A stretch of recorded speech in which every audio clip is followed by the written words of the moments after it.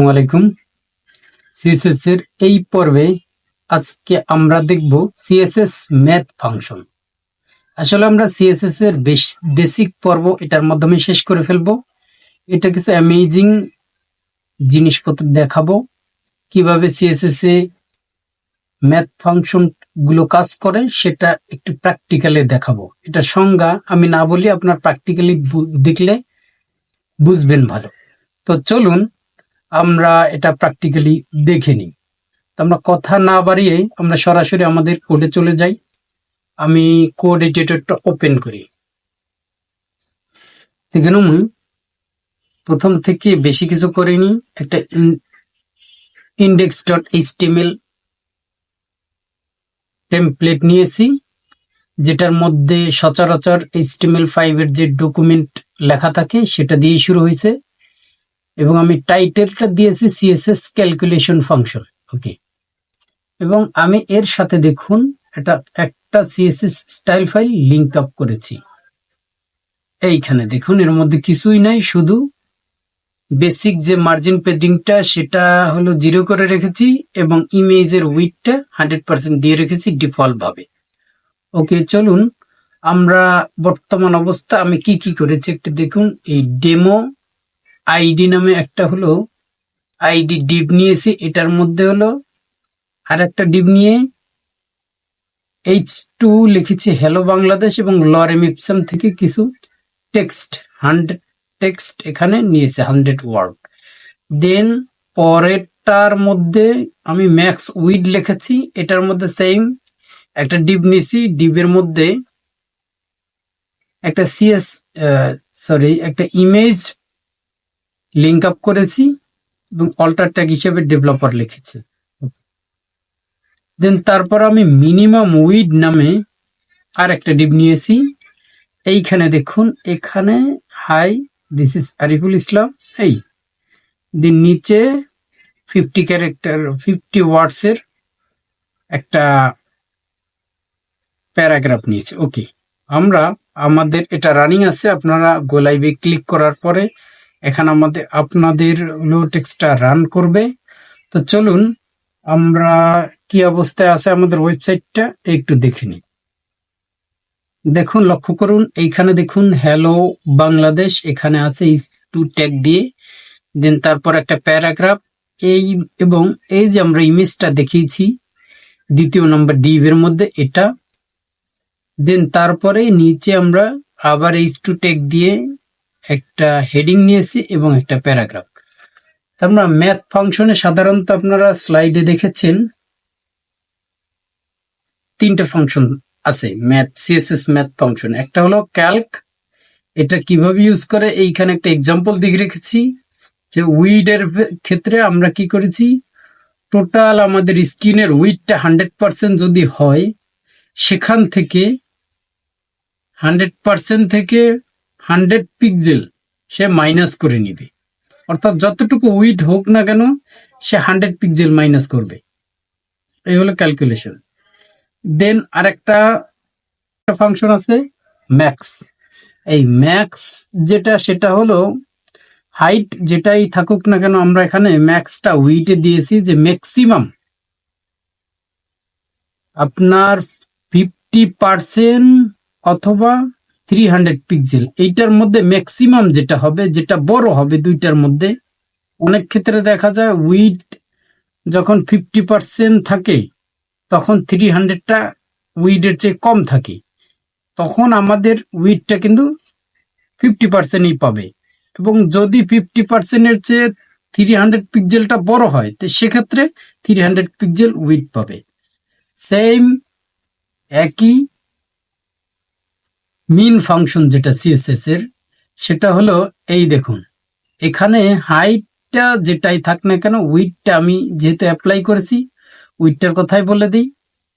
Height আপনি চাইলে ব্যবহার করতে পারেন, কোনো প্রবলেম না, যেহেতু আমি এখানে এটাই ব্যবহার করে দেখাচ্ছি আপনার, সেটাই দেখুন। এইখানে দেখুন মিন ফাংশনের মধ্যে সেম এটাই দিয়েছি, এখানে বলেছি 50% আর 300 পিক্সেল, এটার মধ্যে সর্বনিম্ন যেটাই হয় সেটাই উইড পাবে। যদি 50% যদি উইড 300 পিক্সেলের চেয়ে কম হয় তাহলে সেটা পাবে। ওকে, চলুন এখন আমরা প্র্যাকটিক্যালি এই কোডগুলো করে করে দেখব।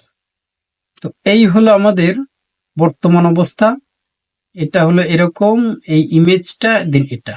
এখন আমরা যেটা করব, যেটা আমরা আগেই দেখেছি যে আমাদের কি কি করতে হবে, সেটার জন্য আমরা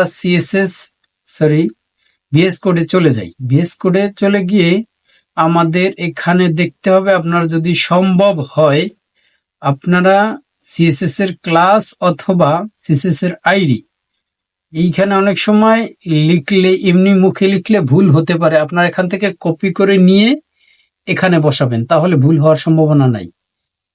এখানে দিয়ে দিলাম ডেমো।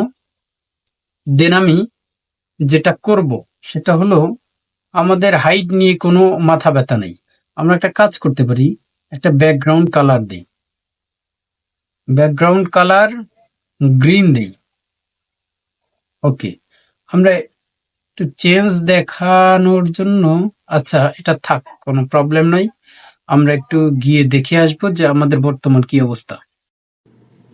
আমাদের বর্তমান এই অবস্থা, এটা দেখুন আমাদের উপরে দেখি, দেখুন আমাদের ব্যাকগ্রাউন্ডটা কিন্তু খুব সুন্দরভাবে চেঞ্জ হয়ে গেছে, ব্যাকগ্রাউন্ড কালারটা আমাদের টেক্সট যেরকম আছে সেরকম থাক। চলুন আমরা এটা আরো কিছু কাজ করি। আমাদের যেটা করতে হবে, আমরা উইড ক্যালকুলেশন করব। উইড ক্যালকুলেশন, উইড আমরা দেব ক্যালক ফাংশন। দেখুন এখানে আমার সাজেশন দেখাচ্ছে ক্যালক ফাংশন, আমরা বলেছি 100% উইড থেকে একটি স্পেস দিয়ে নেবেন, তাহলে কাজ করবে, নয়তো কাজ করবে না। 100 পিক্সেল মাইনাস হবে সব সময়, যতটুকুই উইড থাকে তার থেকে 100 পিক্সেল মাইনাস হবে। সেভ করলাম, সেভ করার পরে আউটপুটটা একটু দেখে নেই। দেখুন এইখান থেকে ডান পাশ থেকে কিন্তু 100 পিক্সেল জায়গায় ছেড়ে দিছে। তা আমরা চাচ্ছি যে আমাদের যতটুকু এরিয়া হয়েছে আমরা মাঝখানে আনবো, দুই সাইড থেকে আমাদের এই ফাঁকা জায়গা অংশটা থাকবে। সেজন্য আমাদের যেটা করতে হবে যে মার্জিন 0 অটো, এই প্রপার্টিটা লিখলে দেখুন খুব সুন্দরভাবে মাঝখানে চলে আসছে। এখন ওয়েবসাইটগুলো আপনারা দেখবেন অনেক ক্ষেত্রে দেখা যায় যে ওয়েবসাইটের কন্টেন্টগুলো মাঝখানে আছে, দুই পাশ থেকে একটু ফাঁকা আছে, দেখতে সুন্দর লাগে। যাই হোক, এটা আমাদের করতে হবে, কোনো প্রবলেম নাই, এটা আমরা ভবিষ্যতে করবো, আরো আমাদের দরকারই করব। তো এটা হলো আমাদের, এটা যদি আরেকটু সুন্দর করতে চান তাহলে আপনার টেক্সটের কালারগুলো, আর টেক্সট না সরি, এটা ফন্টের কালারটা আপনি হোয়াইট দিতে পারেন। ওকে, হোয়াইট দিলে গ্রিনের মধ্যে একটু ভালো দেখাবে, এই যে সুন্দরভাবে দেখাচ্ছে হোয়াইট কালারের টেক্সটগুলো। ওকে, আমি ওই স্টাইলের দিকে যাচ্ছি না, আমাদের যেটা মূল কাজ আজকে সেটাই করতে হচ্ছে।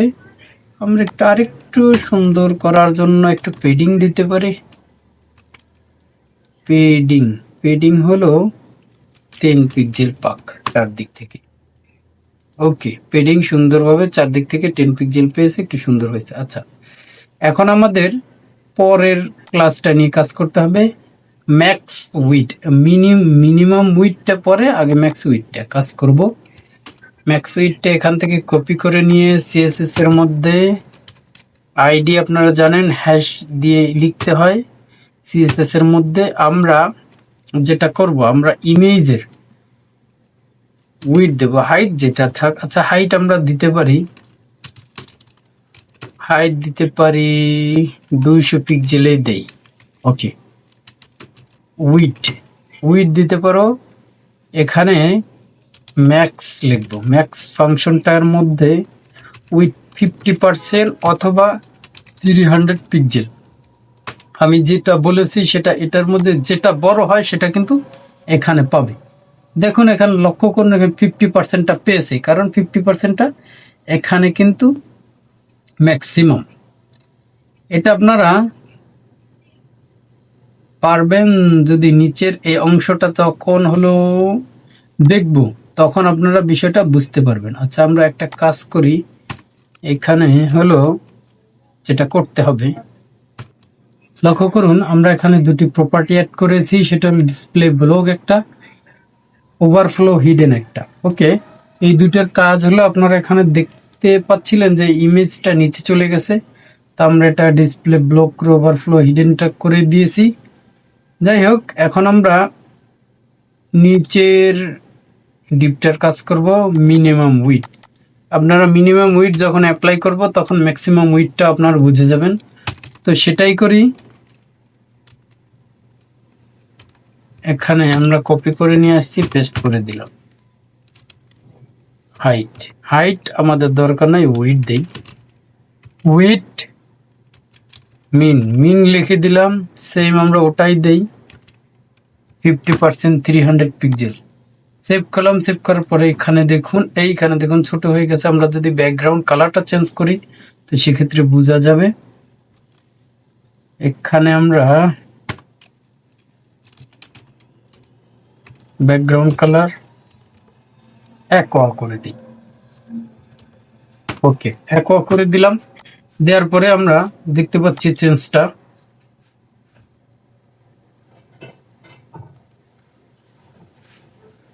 ওকে, এখানে লক্ষ্য করুন যে মিনিমাম যেটা সেটা হলো মিনিমাম 300 পিক্সেল। মিনিমাম 300 পিক্সেল কিন্তু এখানে অ্যাপ্লাই হয়েছে।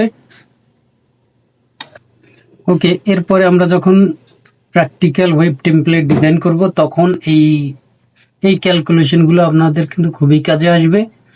তো সেক্ষেত্রে এই বিষয়টা একটু অ্যাডভান্স হলেও আপনাদের খুবই কাজে আসবে।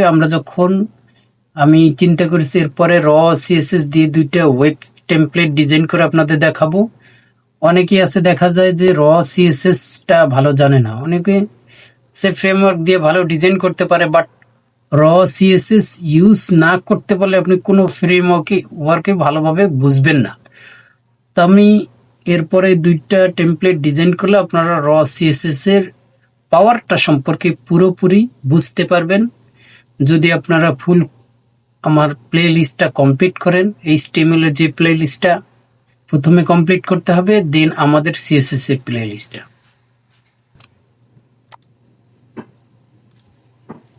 অসংখ্য ধন্যবাদ। আপনারা আমাদের কুইক ডেভেলপমেন্ট ইউটিউব চ্যানেলের পক্ষ থেকে আপনারা এখানে শিখতে পারতেছেন কিনা, কোনো প্রবলেম হচ্ছে কিনা সেটা অবশ্যই জানাবেন আমাদের। যেই কোনোভাবে আমাদের জানালেই হবে। আমাদের ভিডিওর কমেন্টে জানাতে পারেন, আমাদের গ্রুপে জয়েন হয়ে সেখানে পোস্ট করতে পারেন আপনার প্রবলেম, আমরা সলভ করার চেষ্টা করব। অসংখ্য ধন্যবাদ। আল্লাহ হাফিজ।